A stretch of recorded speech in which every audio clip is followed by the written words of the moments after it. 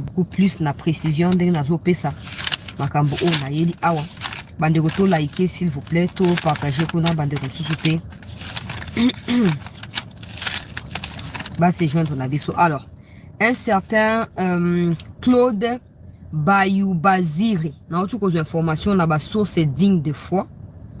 Un certain colonel Claude Bayoubazire qui est le chef chargé donc de la logistique au niveau de l'état-major à FRDC, azali complotiste contre Mbo Cannabis, cet officier-là.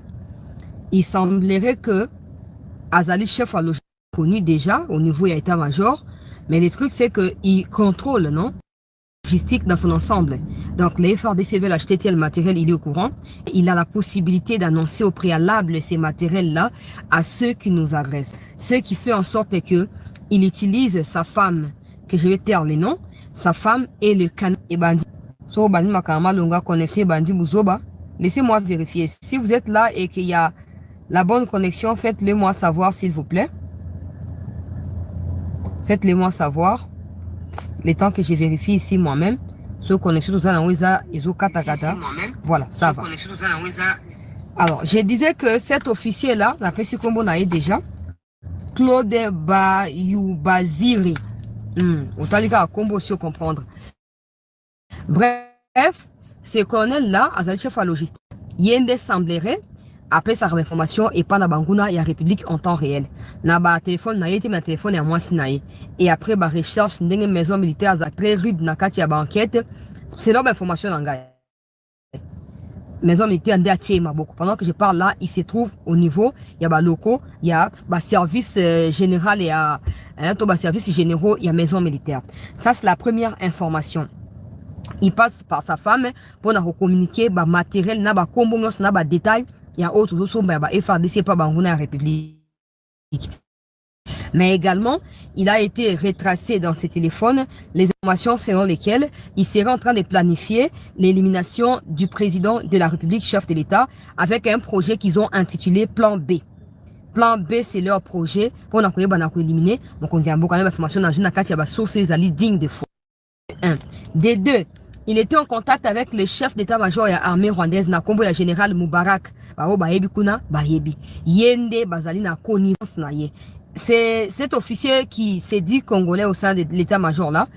Azali de lokola na se abokambami. Il y a général Moubarak ou azali chef d'état-major ya Rwanda. Donc yende azoko dicter makambo sengeli asala ya ngondenge nini abanda wapi asuka wapi. Wana information ya liboso na okena na ba détail na zoko chekaka.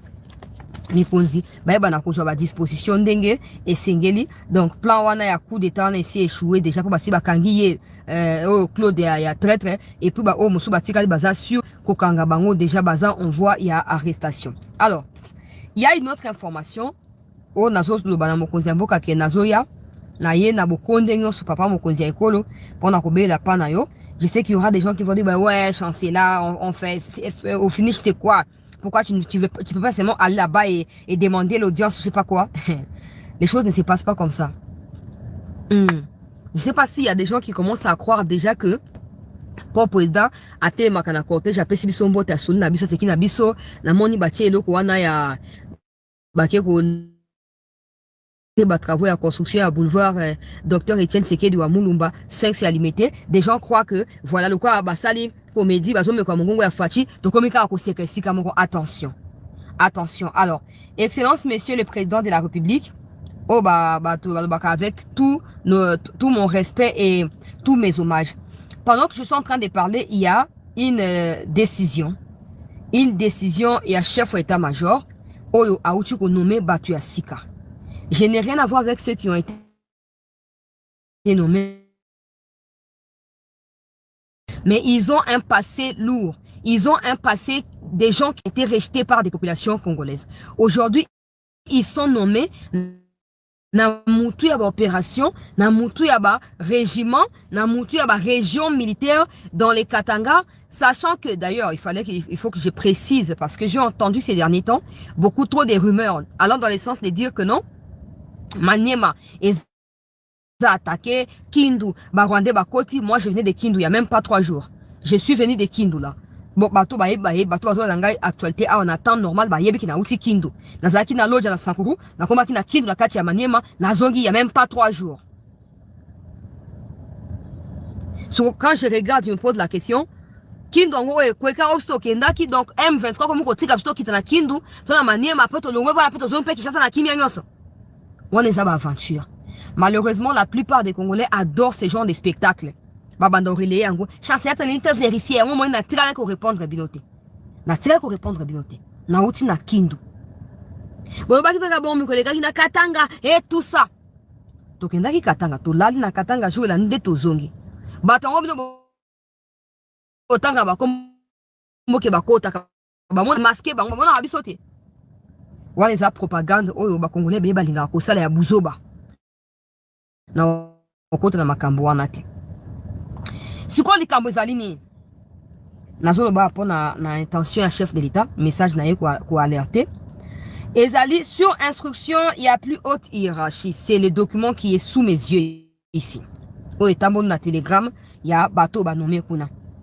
Les officiers dont les noms, postes et noms, tout ça sont désignés à titre provisoire aux fonctions au regard de leur nom. Commandant 2e zone de défense. Général-major Ngoye. Ngoye. Je ne sais pas si ça doit être du Katanga, clairement, ou ça doit être, je pense, du Katanga. C'est pas Ngoye, c'est Ngoye, je sais pas quoi là. Général-major Ngoye Kalubi Bob. Bapesi, détail nyonso. Là où les problèmes commencent. Général de brigade Gassita Mokondo Olivier. Banome Bango, il y a un autre qui s'appelle Mungulu Katanga Ignace. Banome Bango. Et puis un autre qui s'appelle Tambuka Bame Urbain.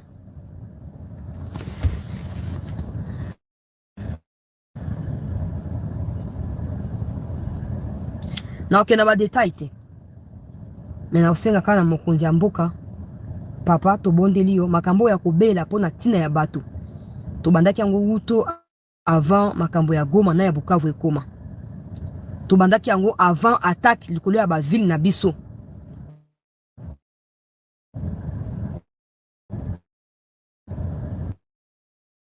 Et en fin de compte, to perdaki Goma, to perdre même par la suite Bukavu.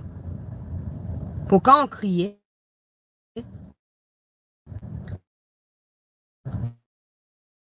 ça s'est provisé dans les choses. Mais après vérification, il s'est avéré que la dénonciation mingi to bandaki ko sala ezalaki ya solo.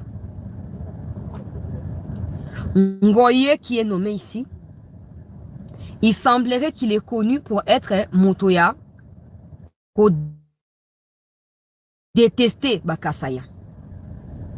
Bato bazaka Bakasaya na groupe nangate, Bakasaya na brigade nangate, Bakasaya na régiment nangate. Quand ceux qui connexion compliquée pour na bandelaka pour connexion comique kaka boye na ebita na changer ba connexion ba réseau na lembi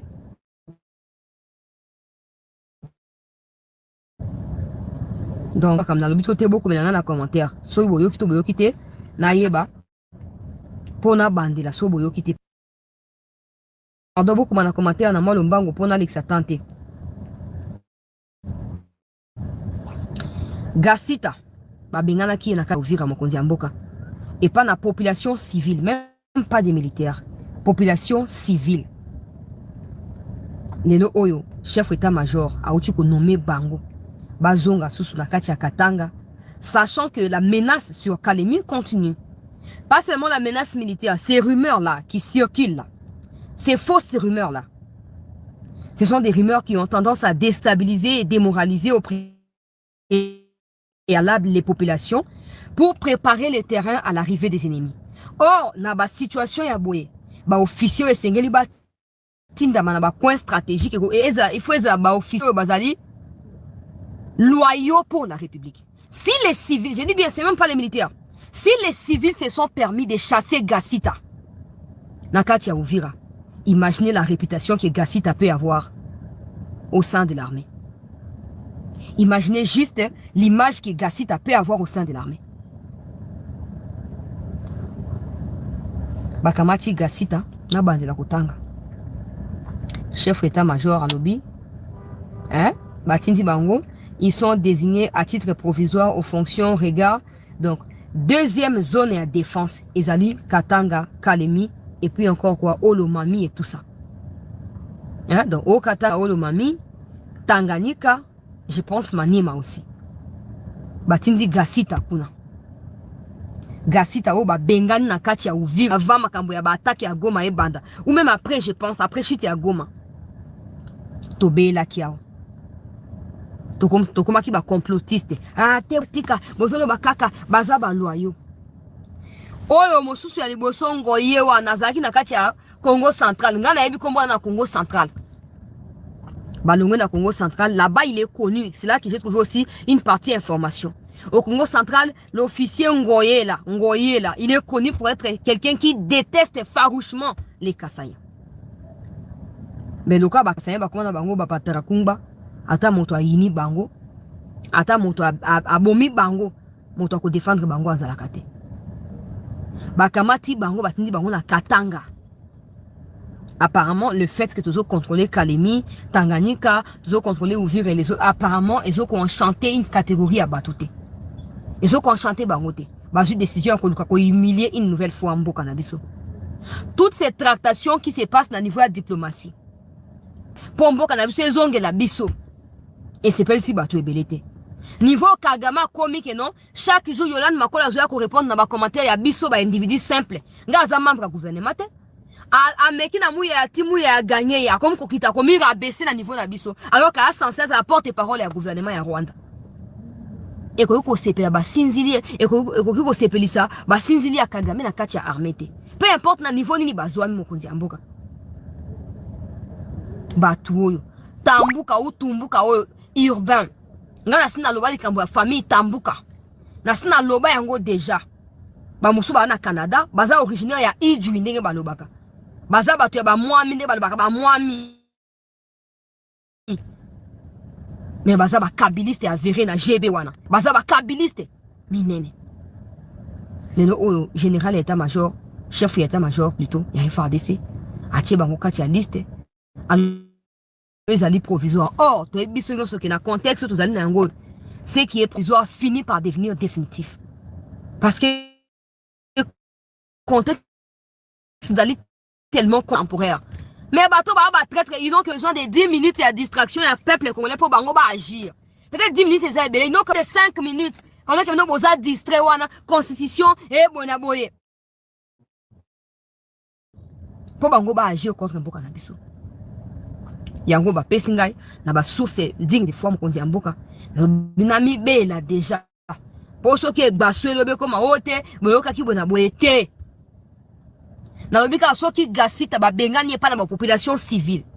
Imaginez pour les militaires. Malheureusement, les militaires n'ont pas le langage facile que nous pour dénoncer Makambo. Du coup, ils font passer certaines situations critiques sous silence.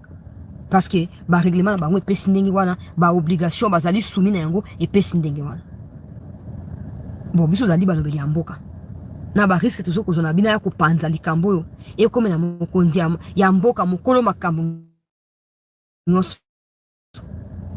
a confirmé la nomination au T. Banda Makambo ya Gassita babengani na Uvira.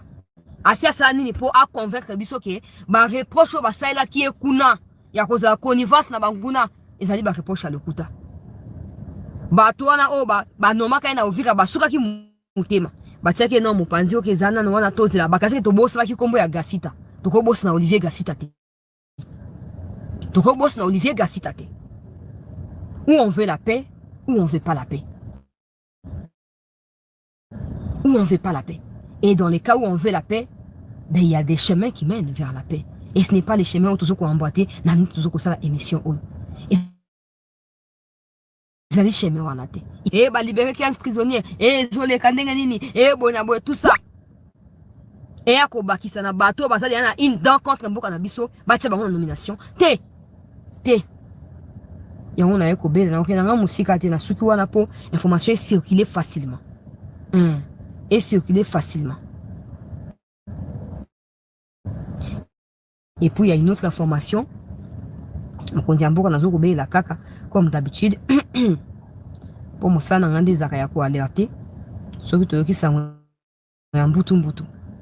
Un certain Muindo, colonel Muindo Rubenga Yves. Hein? Azali commandant à 34 04 régiment. Oya mokonzi mboka ngai seti nazo ko bela awa. Ba suspenda qui est parce que Aza chef régiment donc azo gérer ba matériel azo gérer ba biloko nyonso wana. Et qu'est-ce qu'il a l'habitude de faire quand les FARDC ont besoin de matériel ou de moyens? Il y a kokanga dépôt azu clé aki ofanda koto akatiti koto ba Rwandais bazali po azande kuna bango bafanda kuna balia bamela bazo tula biso bazo narge biso na mosika. Azu décision ya ko suspendre. Azu décision ya ko suspendre officier wana na kombo ya colonel Muindo Rubenga Yves. Tango maison militaire a suspendre ye a convoqué na Kinshasa pour aya kopesa ba explication sur sabotage à l'opération à travers confiscation ba matériel militaire na kati ya ba entrepôt ya ba FARDC. Projet na bango ezalaki ya bako isa walikale à tout prix. Bako isa walikale comme ça ba rallier Sud Kivu parce que walikale ezali intermédiaire kati ya Nord pe kati ya Sud Kivu. Ndenge ba prévoyait ki yango wana. Malheureusement projet estimité parce que ba autorité na kati ya maison militaire na Kinshasa bazui information. Tango bazui information bazui décision ba convoquer et awa aboy kuya pas parce que aboy mais parce que chef d'état-major a maintenir yekuna alobia koki ko bouger te. Donc chef d'état-major moto azo trahir moto azo ko pima ba munitions et pas na FARDC pour FARDC abunda moto yo azo katsa côté ya ba Rwandais alekisi une semaine ba lie ba meli ba sali ba ambiance après zongi aye ko narguer biso côté na biso au lieu ba rappeler na Kinshasa pour ba tirer sur les bancs ya touche. Chef d'état-major a protégé mokonzi mboka a maintenir yekuna et ça le coup la confrontation quand il y a ba autorité à maison militaire na état-major et à FARDC. Mais pendant que j'ai fait l'émission, l'officier Rubenga là est toujours là-bas. Yves Muindo Rubenga, il est toujours là-bas. Yango to beleli. To sali par na responsabilité comme d'habitude. Dans l'espoir que ba mekonzi ba kozwa pe ya bango ba responsabilité et que mokonzi mboka akoyoka mbela oto tuko beta po ba solution et monana. Ba solution et monana. Gassitate. Des gens qui sont incapables de prendre parole pendant que Kagame tue au Congo. Que ce soit des ministres, que ce soit tous cette catégorie de Naniwana. Ces gens-là ne méritent même pas à cause de ça ta saleté. Le cas babi qui base dans la loyauté, ils allaient partager. Vivre quand le cas chauve-souris quand dingona. L'État ne doit pas les aider. L'État ne doit pas les placer dans des postes stratégiques. Katang les alliés, fief et bateau bazu manduki. Tous les jours ils mettent. Récemment bakanaki batabatanga. Récemment dans une maison militaire na tangi quelque part. À Kangi 7 personnes. Il n'y a pas une semaine. Il y a moi qui t'a qui kuna pour la opération. Il y a ratissage. Na ba groupe armé bakata so nini so bakata tanga so nini ngwana. Akangi bango ayena bango na Kinshasa wana. Donc kuna Kabila na Katumi baza prêt à couper sa moto contre Mboka na biso. Maintenant prendre des gens déjà bazali ba clairement établi te quoi ba oya biso et de plus à travers misana bango moko essayer de démontrer que bazali ba oya biso te. Na bango ke botinda bango kuna où ils allaient verrouiller la protection ya Uvira, puis chemin à récupération ya Bukavu. Je viens de faire ma part. Merci Bandeko Balandi. Il y a chancela sur la news, ndenge bolanda qui na ndenge bozupe décision ya kotinda émission oyo na likolo bokolo basete ozana ba source ozana ba canon tinda, je sais que je vais faire. Mais quand on est 10 à faire la même chose, ça attire l'attention que quand on est une seule personne. Donc prenons nos responsabilités, dénonçons et faisons en sorte que l'alerte puisse parvenir aux autorités pour que, à défaut qu'on suspendre le chef d'état-major, officier na base la installer na ba poste au batindeli bangote. Ba installer bangote. Surtout Gassita. Hein? Gassita. Gassita, population civile ne bengani na Uvira. Hein? Des civils, même pas des militaires, des civils. Imaginez maintenant. Réputation, on attend pas la population. Pour tenir na Katanga. Nasuki wana bande balandia. C'était news, merci. Na attention, bo accorder la kibiso awa. Tokutani dans un instant, on a koya ko makambo itali dialogue. Ebele bozo tout ngai c'était dialogue yango ezate. Ngaza nga prophétesse. La prophétesse mais ça derrière biso. Les États-Unis, na Burundi, ba Congo Brazzaville ne sont pas avec nous. Angola, bazala cannabis sauté. D'accord, il faut expliquer pourquoi bazala cannabis sauté. Kabila zwa ba carré minier,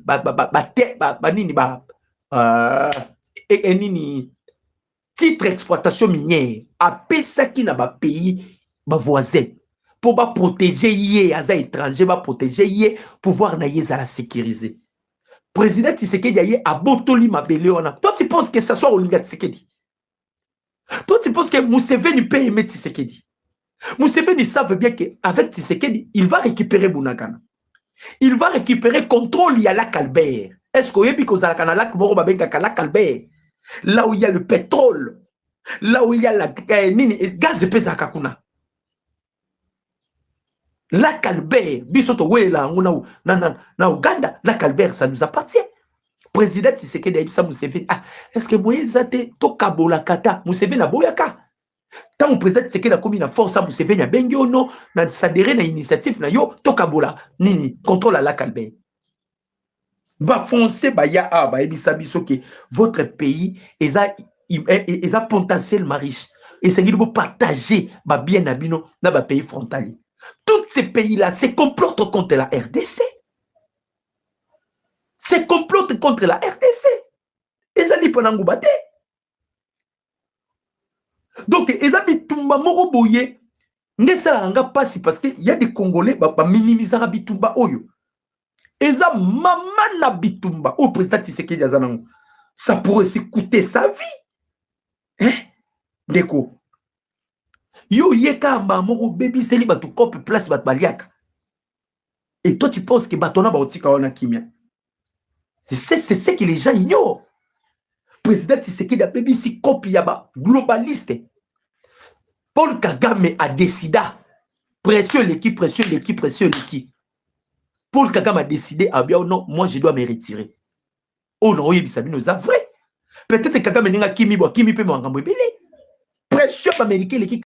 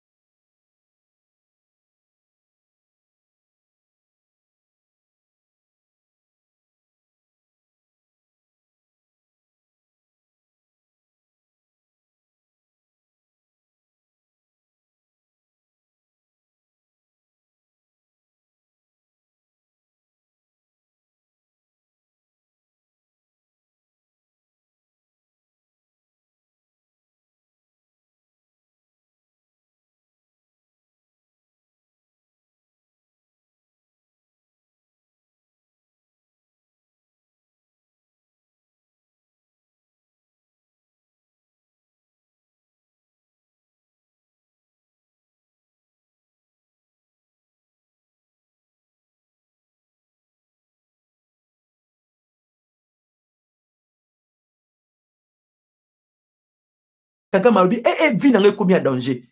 Je vais me retirer. Bobi Makamou Macron a dit ça Kagame. A dit si Kagame, je misais de l'argent pour cette guerre. Jusque-là, nous on a récupéré un bon monangate. Tu dois continuer à te battre. Nous, la France, nous allons te soutenir et je dois m'imposer dans l'Union européenne pour soutenir. Wana Liboso, Yami Balé, To Bundana Rwanda. Macron a eu toutes les armes où il va pesaki na Ukraine, zo bundana ngo na Russie, amemi yango na Kigali, yango to bundana nango. Kongola vandio to lembi na biso. Si so lembi vanda na yo. Biso to lembate. Biso to lembate. Biso to lembate. Congo na yo. Yo bandi ko lemba na avance ko otiki la Congo pa nani. Donc ndenge za boye Kagame on a si akufaki na ye. Bato bazo sala ke Kagame za la vie, ce sont des globalistes. Batie misolo mbongo za lisu na Europe te pour votre information. Le président Tshisekedi a bouleversé Mokili. Mbongo za lisu te. Ces gens-là ba millionnaires, on a ba milliardaires, on a bazo so ba rechit. Normalement président Tshisekedi a mutuku ta voyager à pas mbate. Président ye on a perçu qui na Gabon. Le chef de l'État qu'on voyagera pas parce que c'est quelqu'un qu'on lit. Bazo lukaye na ba façon nyos. Bazo lukaye na ba façon nyos. Les gens bozo là makambu ya aux nomination à Gassita nyomi. Mais et ça cause ani mixage na brassage non? Mixage na brassage. Est-ce que président Tshisekedi n'a sali mixage na brassage?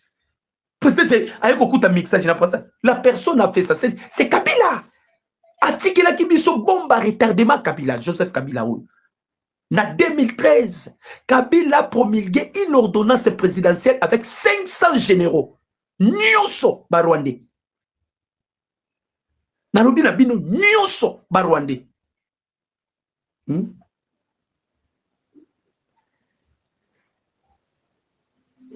Si vous pensez vraiment que si l'Union européenne est qui si ma Rwanda cause Kagame cause de tromper-vous. Si Kagame continue de s'entêter parce que il y a une main forte derrière Kagame. Kagame ande ko laisse mokili mobimba na Congo. Oyo ba Congolais sengeli boyeba. Mokili mobimba bande ko lia na Congo. Donc ce que Vandi réfléchit au Kolo ba mabe pour la présidente Tshisekedi. Il est fort. Place au Kagame Zalaki Tshisekedi il doit réussir Kagame ko on vanda di banda Rwanda. C'est pas facile. Eh bandeko. Il y a des gens à Otala kaka faiblesse à Moutou. À Kotala bola mo Moutouté. À Kotala makasi à Moutouté. Je vous dis Kagame il n'était pas n'importe qui. Eh bandeko nanga. Kagame Zaki n'importe qui. Kagame avait soutien total de la communauté internationale à un niveau que vous ne pouvez pas imaginer. Mais les lots Kagame a commis bololo. C'est grâce au président Tshisekedi. Les lots américains ont commis un avion. C'est-à-dire, vous savez, parents zobeta mwana, mazobeta mwana na contre que, aobeta mwana na passi. Vous faut penser que les Américains vont se séparer na Kagame c'est facile. Et ça va passer.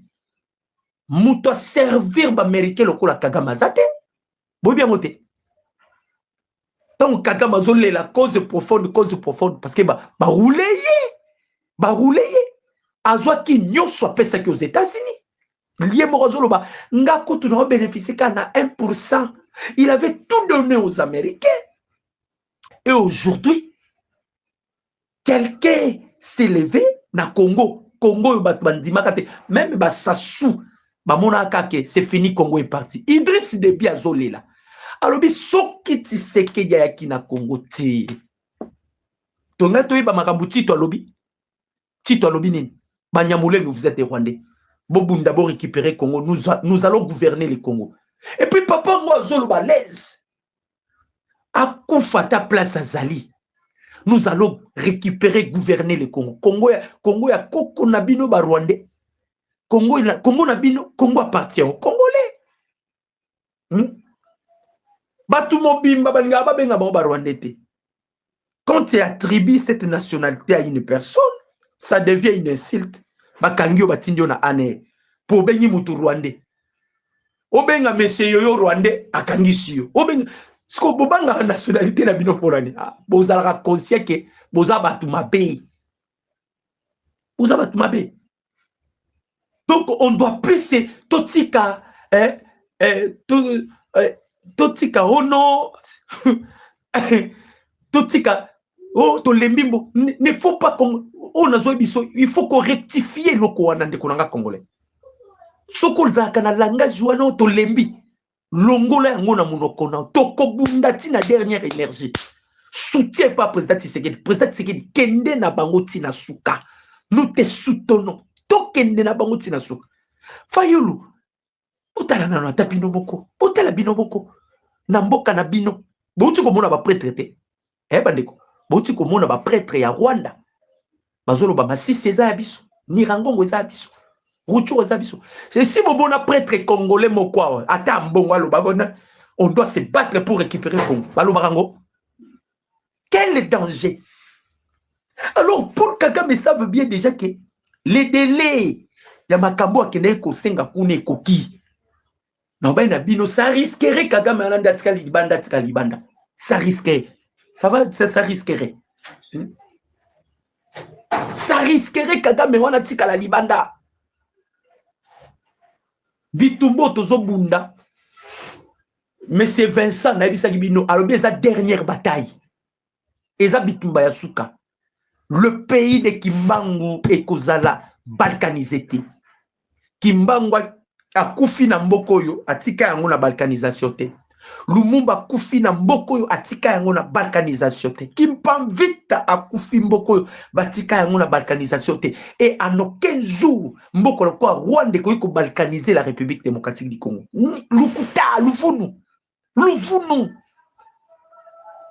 Nous allons nous battre jusqu'à dernière énergie. Oh, il y a mon représentant Tshisekedi alobaka sacrifice suprême. Ah, si quoi, tous descendre. Et c'est là qui bitumba, c'est ça qui facilite. Vous pensez que quand le président Tshisekedi effectue des voyages, vous pensez que Mkonzambo cause que ça la promenade de la santé? Non! Bandeko Kagame lona qui partout. Kagame contrôler le Congo de loin.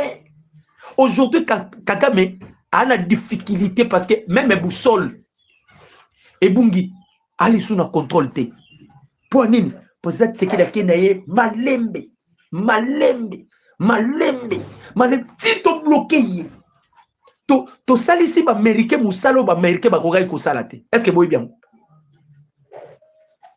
Les Américains to memi bango tina niveau musalo ba américain ba kogai salate, mais les Américains ba sali yango pour na biso. Bande kubo tsaba j'aime o eza makambo kana biso.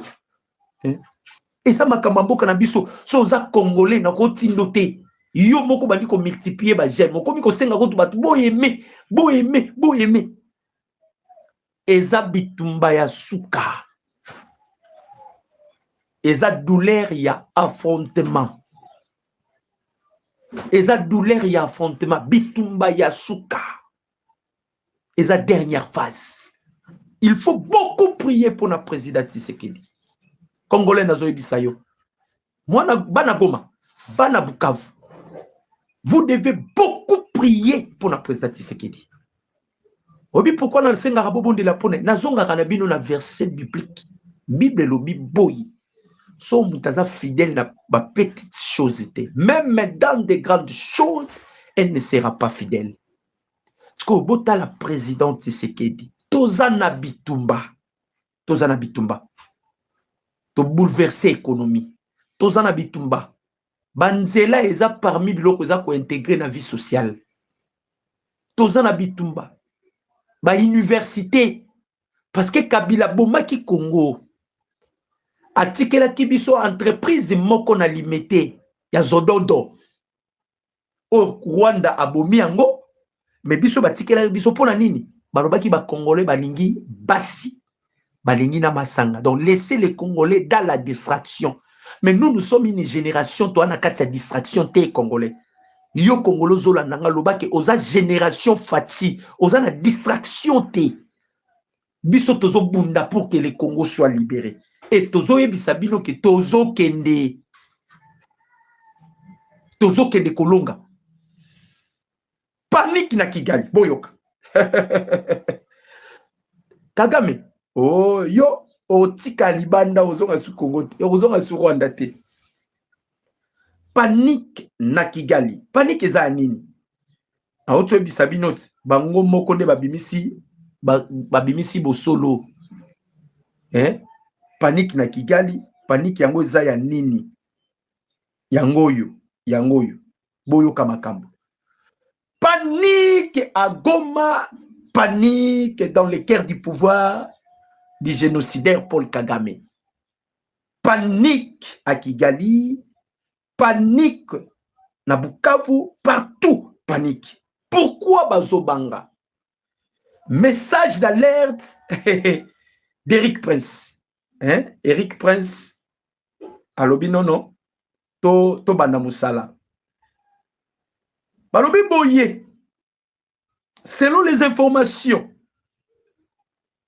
balobi, une éventuelle offensive pourrait être envisagée dans les prochains jours et qui partirait d'Elouvira, où il se murmure que de mercenaires présentés comme appartenant à Vectus Global, ex-Blackwater, seraient déjà présents dans la ville, notamment dans le quartier de Namianda Malaki sur l'avenue Plage d'Or, où se planifie l'offensive car l'objectif, objectif du président Félix Antoine Tshisekedi Tshilombo est de répondre Minembwe pour empêcher l'ARC de foncer vers Kalemi.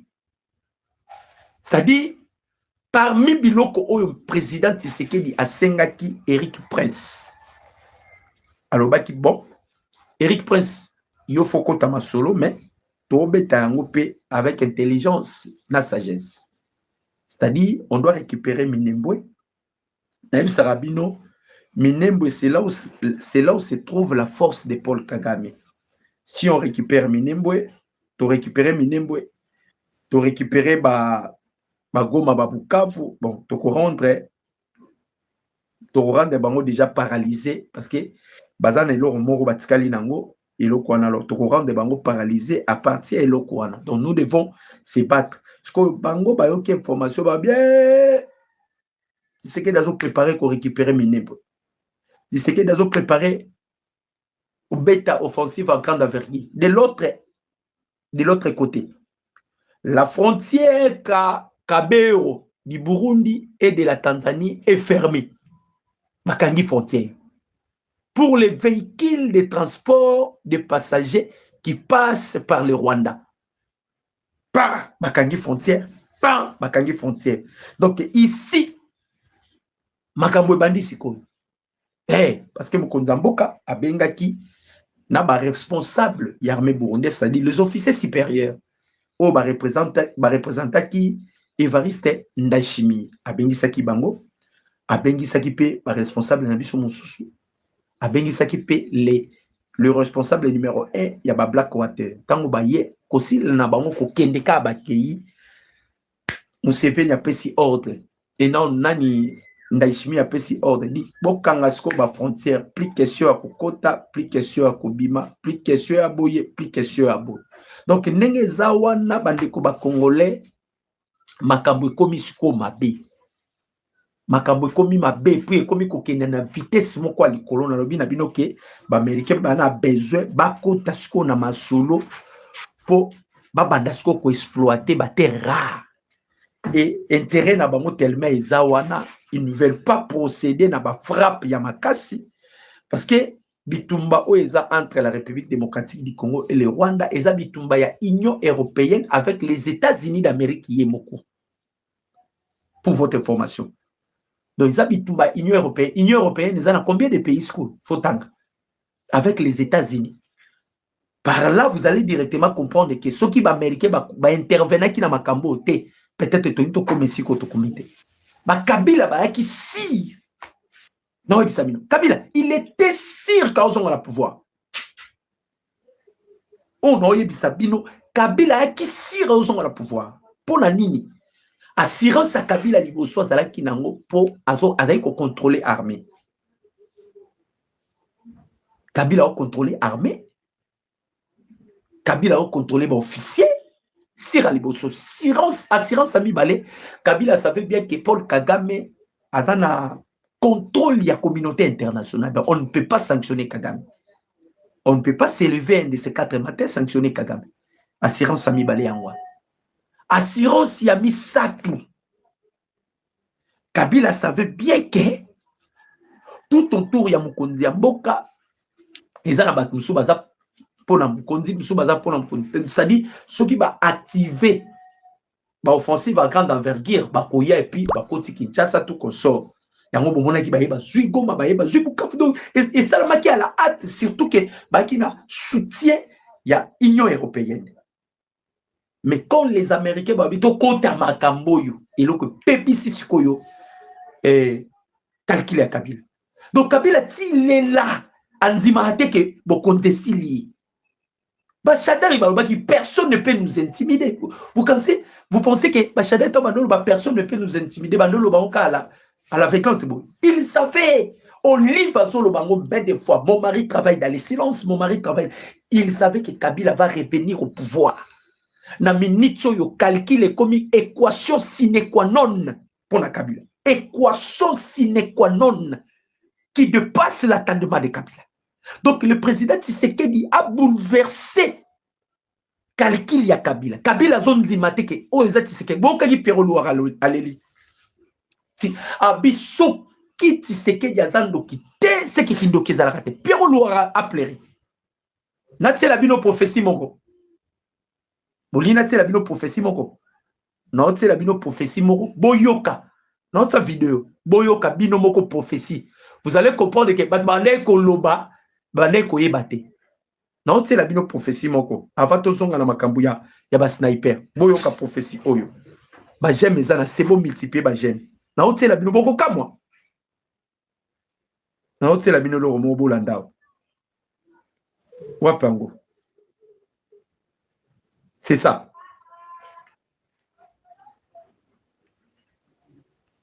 Yangoyo. Hey. Boyoka.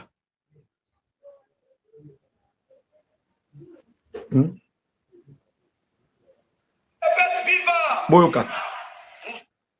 Yoka. Yoka.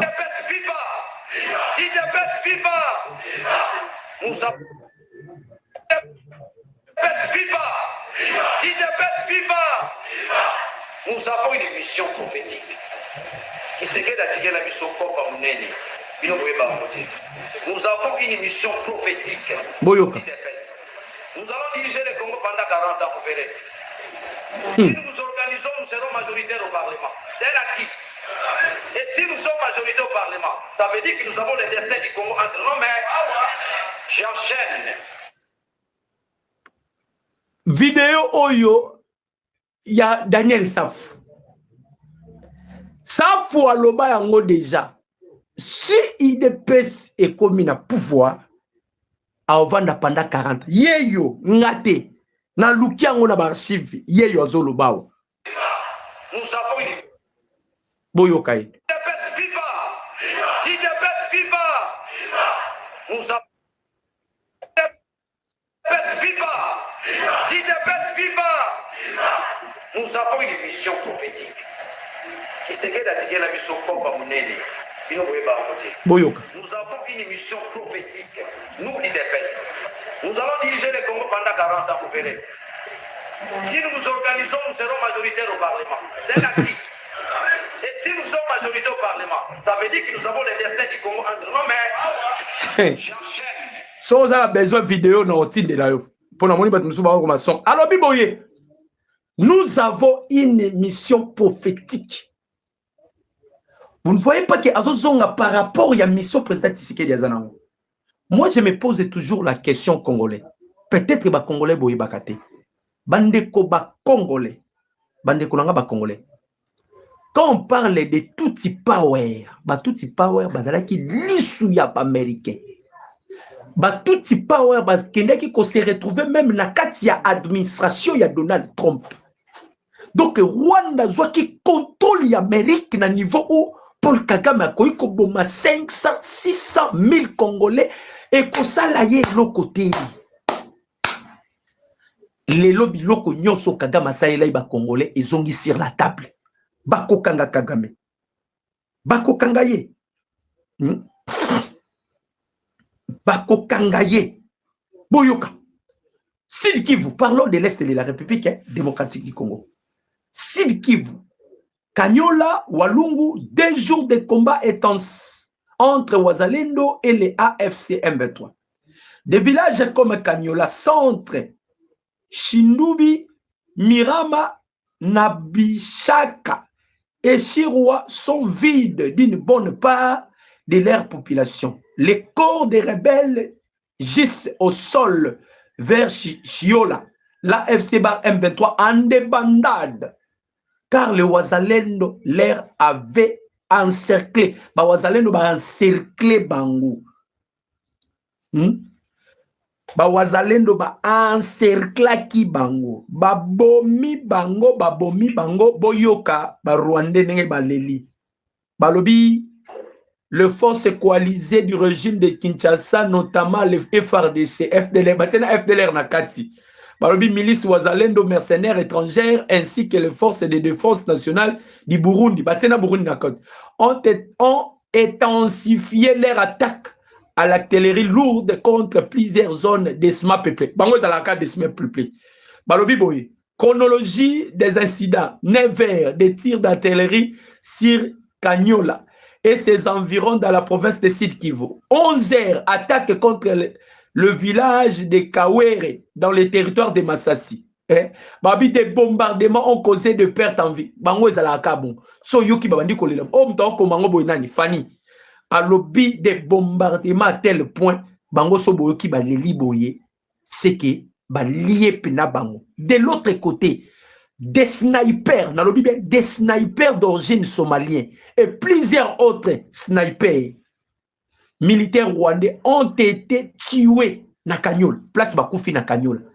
Ba sniper, j'espère que vous connaissez bien des snipers. Mais ba Wazalendo baza ba sniper te ba silisi ba sniper na Koboma. Ba Wazalendo. Président Félix, nomination ya Katanga ano ko zo pe Wazalendo moko nommé